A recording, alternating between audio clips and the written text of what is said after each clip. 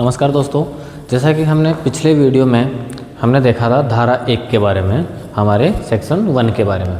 तो सेक्शन 1 के अंदर हमारा जो सब सेक्शन है वो 5 सब सेक्शन थे, 5 सब सेक्शन थे। हमारा जो धारा 1 थी उस एक धारा में धारा 1 में बता रखा था इसका नाम और लागू होने के बारे में। तो धारा जो 1 है उसकी उपधारा हमने देखी थी कि 5 थी। कितनी थी? 5 थी। पहली जो धारा थी, जो पहली उपधारा थी, वो कहती थी कि इसका नाम क्या है, संक्षिप्त नाम क्या है। तो हमने देखा था कि जो इसकी पहली उपधारा के अंदर बताया है बीएनएस के नाम के बारे में, संक्षिप्त नाम के बारे में। तो बताया गया है उपधारा 1 में कि जो हमारा कानून है भारतीय न्याय संहिता अधिनियम 2023, ये इसका नाम है जो रहने वाला है। उपधारा 2 के अंदर बताया गया था कि हमारी केंद्र सरकार बताएगी, क्या बताएगी कि इस अधिनियम को, इस संहिता को, इस कानून को कब से लागू किया जाएगा, कब से लागू किया जाएगा या कब से लागू होगा। तो हमें इन्होंने बता दिया है कि 1 जुलाई 2024 से ये लागू होगा, जो कि हो चुका है। जो हमारा तीसरी जो उपधारा है, उस तीसरी उपधारा के अंदर बताया गया है कि हमारा जो ये बीएनएस है, ये बीएनएस कहाँ लागू होगा। तो ये लागू होने के बारे में बताता है कि कहाँ लागू होगा। तो इन्होंने बताया है कि भारत में, कहाँ लागू होगा? भारत में। और भारत के अधिकृत क्षेत्रों पर, जहाँ जहाँ भारत का अधिकार है उन क्षेत्रों के अंदर क्या होगा, ये जो हमारा बीएनएस है वो लागू होगा। वो कोई सी भी जगह हो सकती है जहाँ पर भारत का अधिकार है। अगला जो चौथी उपधारा है वो बताता है कि भारत के बाहर भी अगर आप दूसरी कंट्री में, दूसरे देश में अगर जाकर के कोई अपराध करते हो तो उस अपराधी को यहाँ बुलाया जा सकता है और यहाँ बुला करके और उसके ऊपर बीएनएस है वो लागू की जा सकती है। उस बीएनएस के माध्यम से उसके ऊपर जो कार्यवाही है वो हमारे भारतीय न्यायालय के अंदर किया जा सकता है। अगला जो 5वीं उपधारा है उसके अंदर 3 क्लोज थे। इन 3 क्लोज में से पहला क्लोज तो यही है कि कोई भी व्यक्ति अगर भारत के क्षेत्र के बाहर, भारत के अधिकार क्षेत्र के बाहर अगर कोई भी अपराध करता है, क्या करता है? अपराध, तो वो अपराधी क्या होगा, वो अपराधी होगा और उसको बुलाया जाएगा, उस देश से मंगाया जाएगा। क्योंकि अगर वो भारत देश के अंदर नहीं है, इसका मतलब वो किसी दूसरे देश के अंदर है और दूसरे देश के अंदर अपराध करा है, और दूसरे देश के अंदर अगर उसने अपराध कर दिया है तो वहाँ से उसको मंगाने के प्रयास हमारी सरकार करेगी। वो आता है या नहीं आता है वो हमारा उससे कोई मतलब नहीं है, लेकिन हम मंगा सकते हैं, उसको बुला सकते हैं और उसके ऊपर क्या कर सकते हैं, अपराध जो किया है उस जो भी हमारे इस बीएनएस के अंदर जिस अपराध को उसने किया है, जो कि इस बीएनएस में वो कार्य अपराध माना गया है, तो उस माध्यम से हम उसके ऊपर बीएनएस के माध्यम से कार्रवाई कर सकते हैं। बट एक कंडीशन है, कंडीशन ये है कि जो अपराध किया है वो अपराधी अगर भारत का नागरिक है तो क्या होना चाहिए? भारत का नागरिक होना चाहिए। दूसरा जो सब सेक्शन, जो आपका 5वां सब सेक्शन है उसका क्लोज 2 है, क्लोज 2 है, वो कहता है कि अगर कोई भी यान का मतलब या तो हवाई जहाज हो या फिर आपका पानी वाला जहाज हो, अगर ये जहाज या पानी वाला जहाज, हवाई जहाज या पानी वाला जहाज अगर भारत के अंदर रजिस्टर है, अगर भारत के अंदर वो भारत का है और वो कहीं पर भी घूम रहा हो, अगर इस हवाई जहाज में या इस पानी वाले जहाज में अगर कोई भी का मतलब कोई भी अगर अपराध होता है तो उस व्यक्ति के ऊपर हम बीएनएस लागू कर सकते हैं। और तीसरा जो क्लॉज है वो कहता है कि भारत के अंदर अगर किसी कंप्यूटर संसाधन के ऊपर या किसी कंप्यूटर संसाधन के माध्यम से भारत के किसी कंप्यूटर संसाधन या किसी ऐसे इलेक्ट्रॉनिक कोई भी उपकरण के ऊपर अगर निशाना साधते हैं उसको हैक करने का या उसको नुकसान पहुंचाने का, या किसी कंप्यूटर या किसी मोबाइल या किसी इसके माध्यम इलेक्ट्रॉनिक डेटा के माध्यम से हमारे किसी भारत के व्यक्ति के अकाउंट को अगर आप फ्रीज करते हैं, उसको अगर आप सीज कर लेते हैं या फिर किसी भी तरीके से पैसा निकाल लेते हैं, फ्रॉड कर लेते हैं, बेईमानी कर लेते हैं, जो भी आप कर लेते हैं, तो वो व्यक्ति क्या हो जाएगा, इसे तीसरे क्लोज के अकॉर्डिंग माना जाएगा। अब इसमें एक चीज़ हो रहा है कि वो व्यक्ति चाहे किसी भी देश का हो, कहीं का भी हो, जिसने ये एक्ट किया है वो इसके ऊपर लागू होगा। तो ऐसे करके हमारे पास में ये 5 उपधाराएं थी धारा 1 के अंदर। आज हम देखेंगे धारा 2 सेक्शन 2। इस सेक्शन 2 का जो नाम है वो है परिभाषा, डेफिनेशन। क्या है? डेफिनेशन। हमें इस बीएनएस के माध्यम से कुछ डेफिनेशन बताई गई है, कुछ परिभाषाएं हैं वो बताई गई है कि क्या क्या चीज़ें क्या क्या होगी, जो कि हमें इस किताब में इस कानून के अंदर देखने को मिलता है। जैसे कि पहली परिभाषा बताता है कार्य। कार्य का मतलब एक्ट, एक्ट का मतलब कृत्य, हम क्या करते हैं। इन्होंने बताया है कि हम जो भी कुछ बीएनएस में पढ़ेंगे वो एक तरीके से अपराध है। ज़्यादातर हम जो भी पढ़ेंगे वो अपराध है। अपराधों के बारे में हमारा जो बीएनएस है वो बताता है। तो ऐसा कोई एक्ट जो एक हो या अनेक हो, अनेक का मतलब कि एक अकेला कृत्य या एक अकेला कार्य भी अपराध है। क्या है? तो बहुत सारे कार्य भी क्या है? अपराध है। इसको हम सीधा सा देख लेते हैं कि ए ने बी को मारा, ए ने बी को मारा, ये आपका ए है, इस ए ने बी को मारा। कैसे मारा? इसका मर्डर किया, चाकू के माध्यम से इसको मार दिया। एक ही एक्ट हुआ। कौन सा एक्ट हुआ? एक ही एक्ट हुआ, चाकू मारने का। और इस चाकू मारने के एक्ट के माध्यम से क्या हो गया? ये बी मर गया।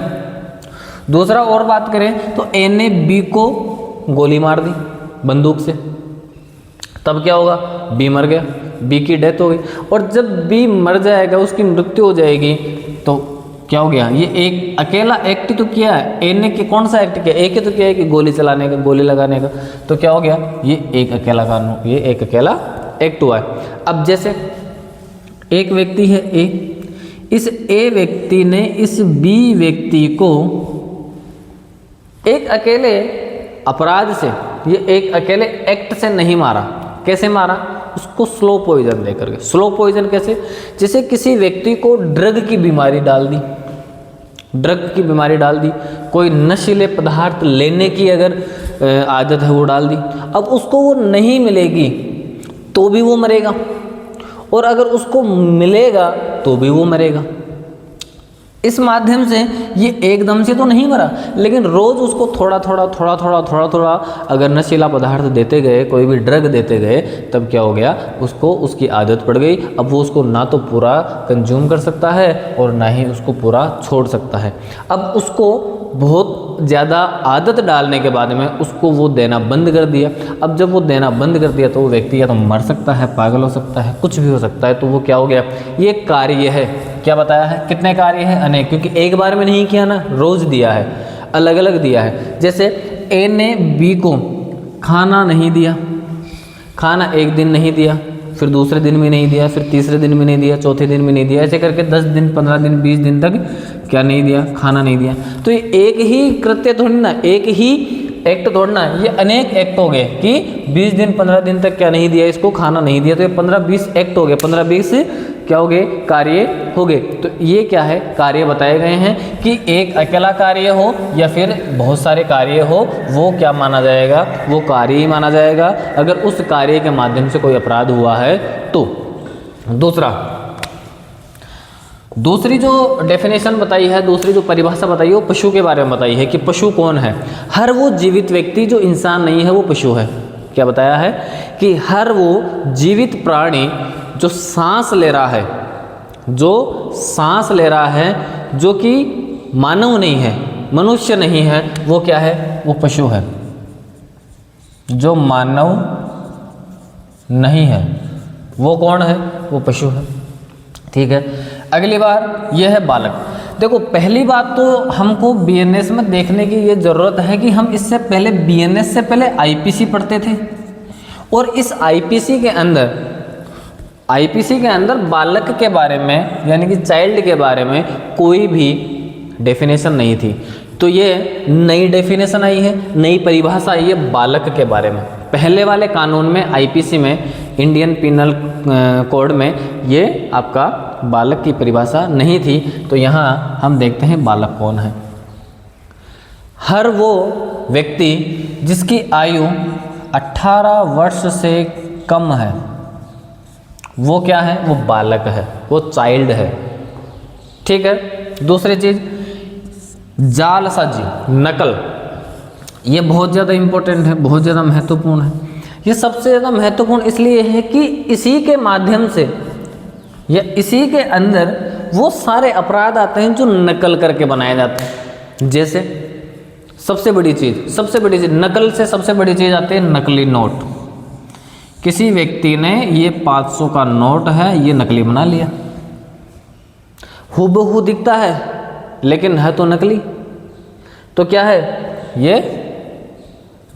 अगर किसी व्यक्ति ने किसी को चीट करने के लिए, अब सोचो कि किसी के पास ओरिजिनल नोट है और किसी के पास क्या है? नकली नोट है ना।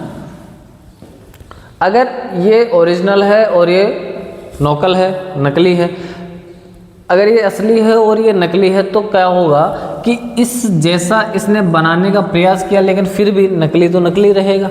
अगर हम बात करें तो कूटकरण तो कूटकरण ही रहेगा। कूटकरण का मतलब जैसा का जैसा बनाना, जैसा है वैसा का वैसा बनाना। जैसे मैंने किसी कंपनी ने ये मार्कर बना रखा है, ठीक है, अब मैं ऐसा का ऐसा सेम टू सेम ऐसा का ऐसा मार्कर बना दूं और फिर मैं सारी चीज़ है वो ऐसी की ऐसी रखूं सब कुछ, और फिर मैं क्या करूं?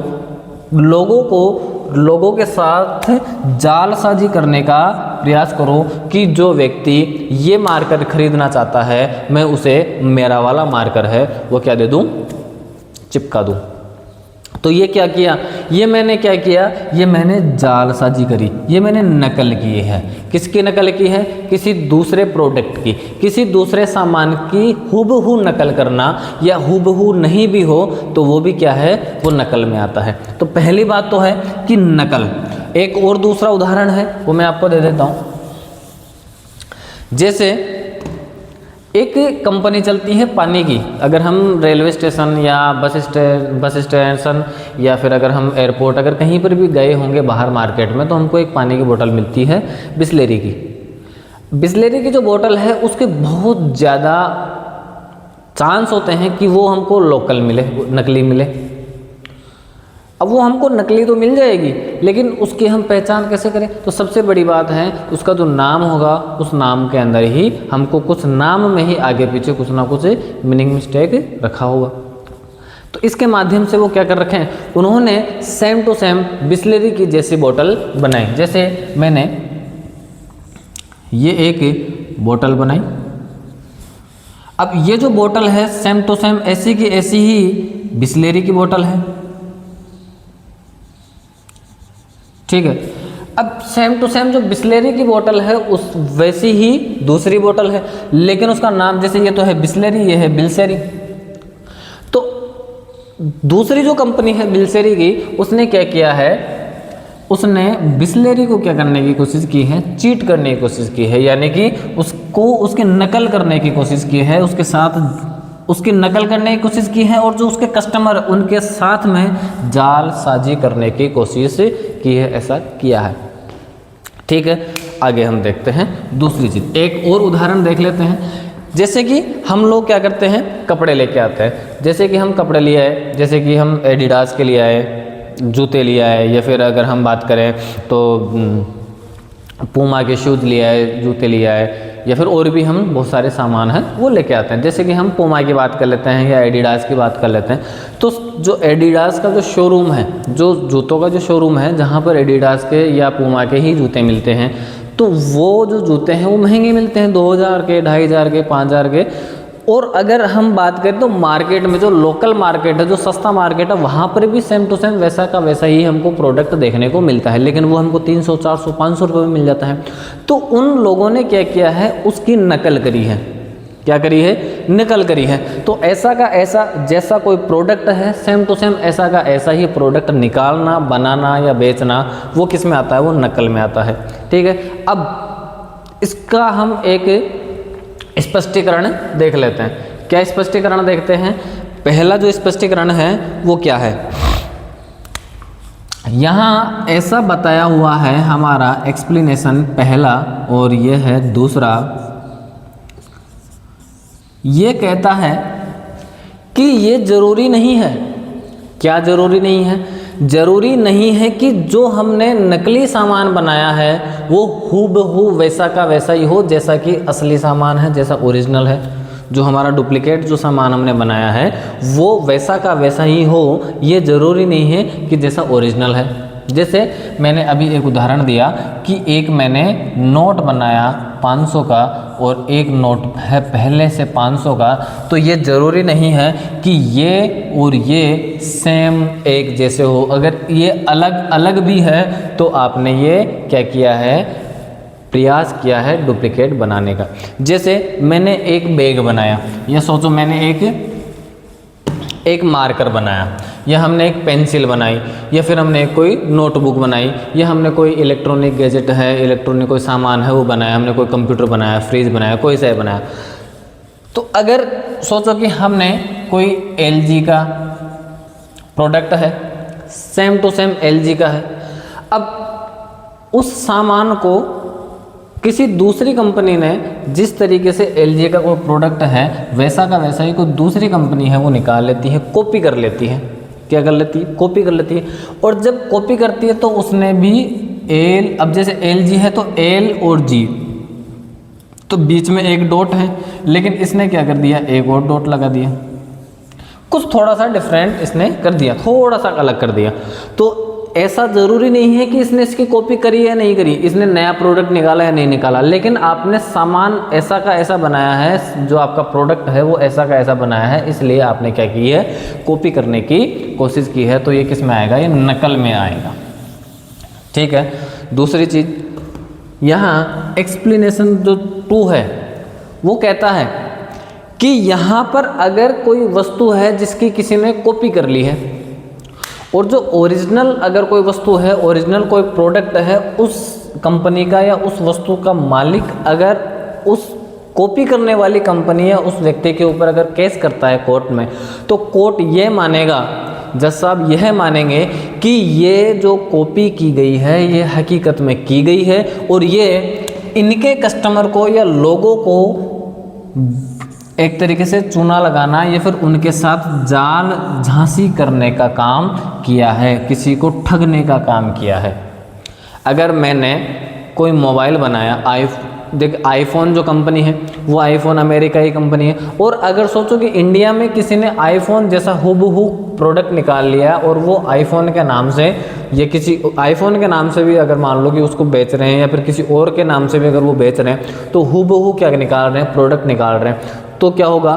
तो वो यही मानेंगे कि आपने उन कस्टमरों के साथ में जालसाजी करने का काम किया है, जो कि उन लोग उस कंपनी के क्या है, वो रेगुलर कस्टमर है, उन लोगों को परेशान करने का या उनके साथ धोखा करने का आपने काम किया है। ये इन दोनों में बताता है। ठीक है, आगे देखते हैं। दूसरी चीज़ आगे है न्यायालय। न्यायालय के अंदर क्या बता रखा है? न्यायालय में बता रखा है कि न्यायालय क्या है। तो न्यायालय हम साधारण तौर पर देखते हैं कि न्यायालय क्या होता है। हम न्यायालय को मान लेते हैं एक जो बिल्डिंग होती है, जैसे कि कोर्ट क्या होता है? एक बिल्डिंग होती है। हम बोलते हैं ना कि मैं कोर्ट जा रहा हूँ, कोर्ट में जा रहा हूँ, इसका मतलब एक बिल्डिंग होती है। तो इसका मतलब बिल्डिंग से नहीं है। कोर्ट वो है, न्यायालय वो है, हर वो जगह है जहाँ पर जज साहब क्या कर रहे हैं? सुनवाई कर रहे हैं। चाहे वो बिल्डिंग हो, चाहे वो पार्क हो, चाहे वो खेत हो, चाहे वो सड़क हो, छत हो, या कोई बिल्डिंग हो, या कोई रूम हो, कहीं पर भी हो जहाँ वो सुनवाई कर रहे हैं, जज साहब वो जो कि रिटायर नहीं हुए हो, मतलब जज साहब ऑफिशियल जो तौर पर क्या है, जज साहब है, और वो क्या कर रहे हैं, सुनवाई कर रहे हैं, सुनवाई कर रहे हैं। उस परिसर को, उस जगह को, उस एरिया को, उस क्षेत्र को क्या कहते हैं, जैसे सोचो कि ये ए है, वो जज साहब है, तो इस क्षेत्र को क्या कहेंगे, हम कोर्ट कहेंगे। जज साहब कहीं पर भी अपना कोर्ट लगा सकते हैं, कहीं पर भी अपनी अदालत लगा सकते हैं, ठीक है। तो हर उस जगह से मतलब है कि न्यायालय वो है जहाँ पर सुनवाई होती है, उस जगह का नाम क्या है, कोर्ट। ना कि किसी बिल्डिंग का नाम कोर्ट नहीं है, जहाँ पर सुनवाई होती है उस जगह का नाम क्या है, कोर्ट है। आमतौर पर बिल्डिंगों में ही होती है, आमतौर पर क्या, हमेशा ही बिल्डिंगों में ही होती है सुनवाई, ठीक है। आगे हम देखते हैं मृत्यु। क्या देखते हैं, मृत्यु। मृत्यु का मतलब कि अगर किसी व्यक्ति ने किसी को मार दिया तो क्या कर दिया, मृत्यु हो गई, मर्डर कर दिया। तो इसका मतलब है कि मृत्यु का अगर किसी के ऊपर केस लिखा जाएगा या बीएनएस में जहाँ कहीं पर भी अगर मृत्यु की बात की जाएगी तो वो मानव की मृत्यु की बात करी जाएगी। किसकी मृत्यु की बात की जाएगी, मानव की मृत्यु की। अच्छा, मानव की मृत्यु की बात कब तक की जाएगी, कि जब तक किसकी मृत्यु हुई है उसके बारे में हमें बताया नहीं गया हो, जब तक हम यही मानेंगे कि मृत्यु किसकी हुई है, मानव की हुई है। मर्डर किसका हुआ है, मानव का हुआ है।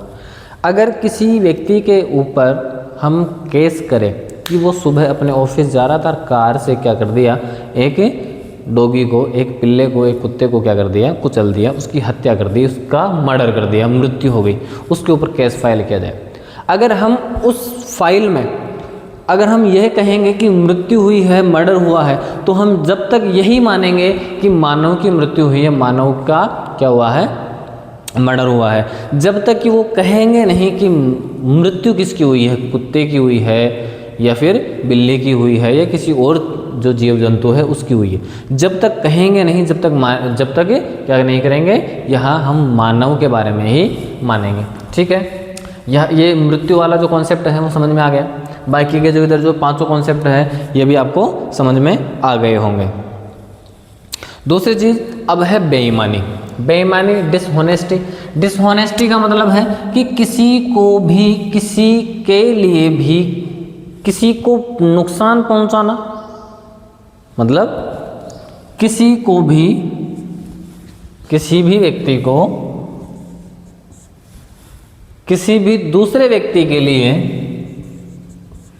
हानि पहुंचाना या लाभ पहुंचाना, ये क्या है, बेईमानी है। कि ए व्यक्ति ने बी व्यक्ति की हानि, बी व्यक्ति को लाभ पहुंचाया और सी व्यक्ति को हानि पहुंचाई, या ए ने अपने लाभ के लिए बी को क्या कर दिया, हानि पहुंचा दी, या बी ने अपने लाभ के लिए एक को क्या कर दी, हानि पहुंचा दी। तो ये हानि पहुंचाना क्या, ये बेईमानी है। जैसे मेरा जो ये पेन है किसी ने चोरी कर लिया, किसी ने क्या कर लिया, चोरी कर लिया, तो यहाँ इंटेंशन नहीं देखा जाएगा कि व्यक्ति का इंटेंशन क्या है। अब जैसे मेरा ये पेन किसी ने अगर चोरी कर लिया तो यहाँ मुझे तो इस पेन की हानि हो गई, लेकिन किसी व्यक्ति ने, किसी दूसरे व्यक्ति ने जो इसको लेकर के गया है उसको तो इस पेन का क्या हो गया, लाभ हो गया। तो एक व्यक्ति को तो पेन की हानि हो गई, दूसरे व्यक्ति को पेन का क्या हो गया, लाभ हो गया। तो यहाँ पर हानि और लाभ दोनों देखा जाएगा कि जब तक दोनों नहीं होगा, जब तक क्या नहीं होगा, जब तक वो बेईमानी नहीं मानी जाएगी। दोनों होगा तभी बेईमानी मानी जाएगी। अब यहाँ पर अगर किसी व्यक्ति ने किसी दुकान से कुछ खाने की चीज़ है वो चुरा ली, किसी एक फ्रूट की दुकान से उन्होंने फ्रूट चोरी कर लिया, तो फ्रूट चोरी करने में उसका जो इंटेंशन है, मैंने आप लोगों को एक वीडियो बताया था, एक हमारे सामने दो प्रकार के एक्ट होते हैं, एक होते हैं हमारे मेंस रिया और एक होते हैं एक्टस रिया। मेंस रिया और एक्टस रिया, एक्टस रिया वही है, वही कार्य जो एक्ट, वही एक्ट करते हैं जिसके माध्यम से क्या उसका परिणाम निकलता है। एक हम वो एक्ट करते हैं जो हम हमारे दिमाग से क्या सोचते हैं, और दिमाग से सोच समझ करके किया गया अगर एक्ट होता है तो वो मेंस रिया होता है। एक एक्टस रिया होता है कि हमने कोई हरकत कर दी जो कि बिना किसी सोचे समझे हमने करी। तो ऐसे कुछ अपराध हैं जो कि एक्टस रिया में आते हैं, ऐसे कुछ अपराध हैं जिसमें एक्टस रिया को ही देखा जाता है, मेंस रिया को नहीं देखा जाता है। वो हम एक सेपरेट वीडियो में आपको बताएंगे कि एक्टस रिया क्या होता है और मेंस रिया क्या होता है। तो यहाँ पर सीधी सी बात, अगर किसी व्यक्ति ने किसी खाने की वस्तु की अगर चोरी कर ली तो किसी व्यक्ति का तो क्या हो गया, नुकसान हो गया। लेकिन उसका जो एक्टस रिया है, उसका जो मेंस रिया है, वो मेंस रिया क्या कहेगा कि उसको भूख लग रही थी इसलिए उसने चोरी कर ली। तो यहाँ पर पहले को लाभ पहुंचाने का काम नहीं था, उसको सिर्फ और सिर्फ खुद के पेट भरने की बात उसने सोची थी, दूसरे को हानि पहुंच गई। तो यहाँ ये लागू नहीं होगा। तो यहाँ वही लागू होगा कि जो पहले को हानि पहुंचे और दूसरे को क्या हो, लाभ हो, या फिर किसी तीसरे ने एक का लाभ कर दिया और एक का क्या कर दिया, हानि कर दी। तो इस माध्यम से ये होता है बेईमानी। ठीक है, क्या होता है, बेईमानी। दूसरी बात, ऐसा कोई कार्य जो कि किया गया हो जो कि किसी एक व्यक्ति को लाभ पहुंचाने और एक व्यक्ति को हानि पहुंचाने के इरादे से किया गया हो तो वो बेईमानी मानी जाती है। सीधी सी बात है, इतनी सी बात है। ठीक है, आगे हम देखते हैं दस्तावेज, डॉक्यूमेंट की अगर हम बात करें तो डॉक्यूमेंट क्या है, क्या है दस्तावेज। दस्तावेज हर वो वस्तु है जिसके ऊपर कुछ ना कुछ लिखा है, अक्षर से लिखा हो, चिन्हों से लिखा हो, या किसी और दूसरे जो सिंबल है उनसे लिखा हो। दूसरी चीज़, जैसे अगर मैंने ये जो एरो बने हैं उनसे अगर कहीं लिखा है तो वो भी एक तरीके से डॉक्यूमेंट है। जैसे यहाँ मैंने ये तीर के निशान बने हैं, इमोजी जो अगर बने हैं तो वो भी क्या है, एक तरीके से, ये तो चेहरा ही उल्टा बन गया। हाँ, जैसे ये इमोजी है, ये हैप्पी का है, ये सैड का है। ठीक है, तो इस तरीके से ये जो आपका इमोजी है, आपके सिंबल है, आपके जो चिन्ह है, आपके अक्षर है, या फिर आपके कुछ भी हो, अंक हो, कुछ भी हो, अगर जो चीज़ लिखी है, कहीं पर भी लिखी हो, वो हमारे लिए दस्तावेज है।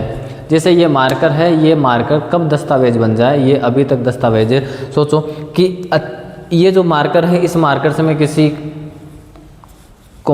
का मर्डर कर दूँ, किसी को मार दूँ, किसी के गले में घोंप दूँ, किसी के पेट में घोंप दूँ तो वो मर जाए। अगर वो मर गया तो ये क्या बन जाएगा, दस्तावेज बन जाएगा कि मैंने किससे मारा, ये पेन से मारा। तो ये पेन से मारा तो ये पेन क्या बन जाएगा, एविडेंस बन जाएगा, दस्तावेज बन जाएगा। इसको कोर्ट में हम क्या कर सकते हैं, पेश कर सकते हैं। सोचो किसी दीवार के ऊपर, जैसे मैंने किसी व्यक्ति को मारा, जैसे ए ने बी को मारा। अब ए ने बी को मारा तो कहाँ मारा, कि यहाँ पर एक रोड थी, सड़क थी, क्या थी, सड़क थी, इसके किनारे पर एक लंबी सी दीवार थी और इस दीवार पर कुछ लिखा था, कुछ भी लिखा था। तो जहाँ पर ये लिखा है तो वो दीवार क्या बन गई, एक तरीके से दस्तावेज बन गई, डॉक्यूमेंट बन गई कि वहाँ पर वो लिखा हुआ है, इसलिए क्या है, दस्तावेज है। ऐसा कोई सा भी पदार्थ, ऐसा कोई सी भी जगह जहाँ पर कुछ भी लिखा है वो हमारे लिए क्या है, दस्तावेज है।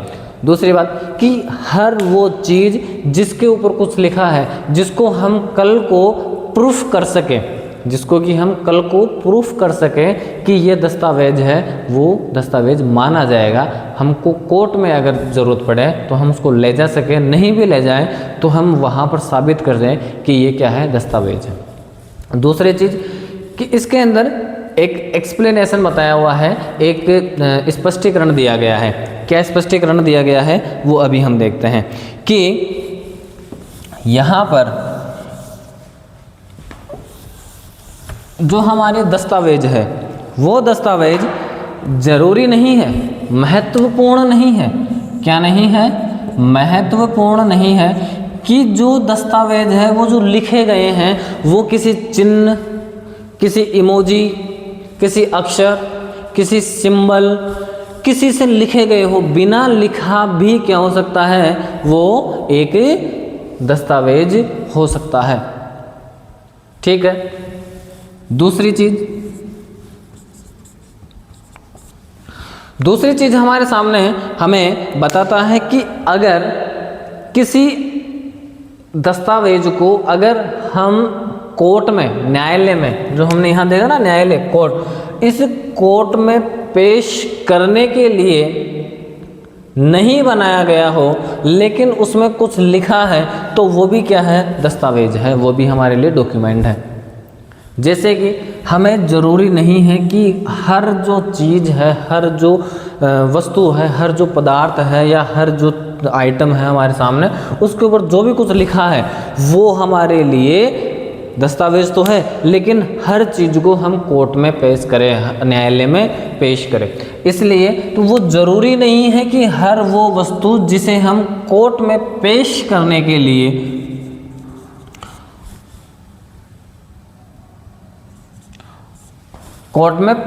के लिए बनाए वही हमारे लिए दस्तावेज हो, ऐसा ज़रूरी नहीं है। दूसरी चीज़, अगर हम दस्तावेज की बात करें तो इसके कुछ उदाहरण दिए गए हैं। क्या बताए गए हैं? उदाहरण दिए गए हैं। जैसे उदाहरण कौन कौन से दिए हैं? जैसे एक तो हो गया कॉन्ट्रैक्ट, अनुबंध। क्या बताया गया है? अनुबंध। जैसे हम किसी के साथ एग्रीमेंट कर लिए कि भाई 2 लोग मिलकर के या 3 लोग मिलकर के क्या कर रहे हैं, एक एग्रीमेंट कर लिए, एक अनुबंध कर लिए या कॉन्ट्रैक्ट कर लिए कि हम इस प्रकार से ये क्या करेंगे, कार्य करेंगे। तीनों की अपनी अपनी डिटेल लिख दी, कैसे कैसे काम करेंगे, क्या करेंगे, जो भी चीज़ें हैं वो उन्होंने लिख दिया। तो वो जो अनुबंध है, वो जो एग्रीमेंट है, वो एक तरीके से क्या बन गया, दस्तावेज बन गया।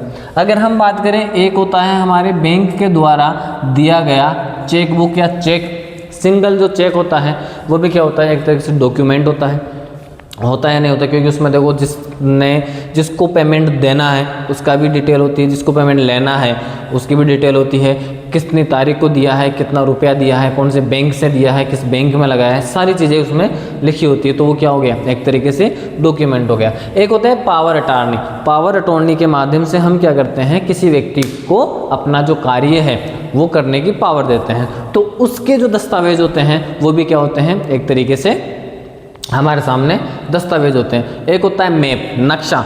जैसे कि हम नक्शा देखें, अगर हम नक्शे की बात करें तो हमें भारत कैसा है हम पढ़ने में देखते हैं, तो पढ़ने में नहीं समझ में आएगा ना भारत कैसा है। हम उसका मैप देख लेते हैं, हम देख लेते हैं कि चाइना कैसा है, हम देख लेते हैं अमेरिका कैसा है, हम देख लेते हैं रूस कैसा है, हम देख लेते हैं कि फ्रांस कैसा है, जर्मनी कैसा है, स्विट्ज़रलैंड कैसा है, हम देख लेते हैं सारे देशों के बारे में, हम देख लेते हैं एशिया कैसा है, जो हमारा अफ्रीका कैसा है, यूरोप कैसा है। तो हम उसको कैसे देखते हैं, हम मैप के माध्यम से देखते हैं। तो मैप क्या है, हमारे लिए एक दस्तावेज है, एक क्या है, डॉक्यूमेंट है। क्या है, दस्तावेज है, डॉक्यूमेंट है। दूसरी चीज़ कि हम किसी भी व्यक्ति को अगर राय देते हैं, क्या देते हैं, राय देते हैं, मशवरा देते हैं, या फिर अगर हम बात करें तो कि कोई हिदायत दे देते हैं, निर्देश दे देते हैं, जो लिखित माध्यम से हम अगर देते हैं तो वो भी एक तरीके से क्या हो गया, दस्तावेज माना जाता है, वो दस्तावेज होता है। अगर हमने किसी को कुछ करने के लिए कहा, हिदायत दी कि आपको ऐसा नहीं, ऐसा करना चाहिए, आपको ढंग से पढ़ना चाहिए, आप सुबह टाइम टेबल बनाओ, तो वो क्या दे रहे हैं, हम अपने आप को निर्देश दे रहे हैं या हम किसी और को निर्देश दे रहे हैं। तो निर्देश दे रहे हैं किसके माध्यम से, टाइम टेबल के माध्यम से। तो वो क्या हो गया, एक तरीके से डॉक्यूमेंट हो गया। तो हम कल को बता सकते हैं कि भाई मैं तो इस टाइम से लेकर के इस टाइम तक तो पढ़ता था, लाइब्रेरी में था, स्कूल में था, कॉलेज में था, कहीं पे भी था, तो वो यहाँ पे था।